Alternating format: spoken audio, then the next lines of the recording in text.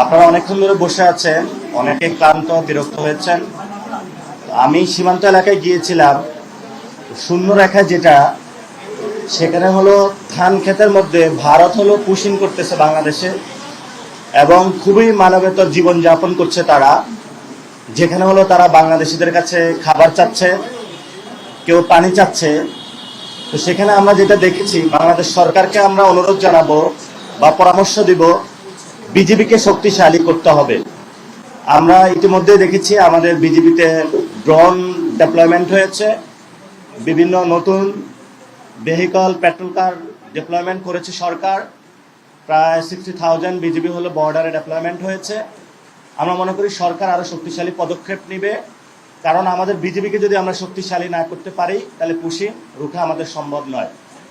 দ্বিতীয়ত যে বিষয়, আমরা পুরো বাংলাদেশের জনগণকে আহ্বান জানাবো, সীমান্ত এলাকায় আপনারা বাংলাদেশের পক্ষ থেকে একটা মানব প্রাচীর তৈরি করেন।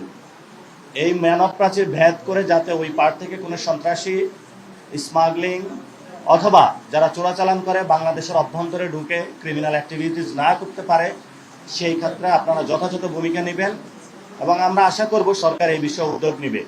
তবে আমি যেটা দেখে এসেছি, সরকারের ভূমিকা সীমান্তে খুবই অপ্রতুল এবং সরকার সীমান্তে নজরদারির ক্ষেত্রে খুবই স্বল্প ভূমিকা পালন করছে।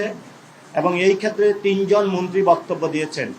স্বরাষ্ট্রমন্ত্রী সালাউদ্দিন সাহেব বলেছেন ওইখানে লেথাল উইপনে যে হত্যাকাণ্ড হয় এটা বর্ডার কিলিং না, কিন্তু উনি যে বক্তব্য দিয়েছেন এটা সত্য নয়, সেটা আমরা প্রত্যাখ্যান করছি।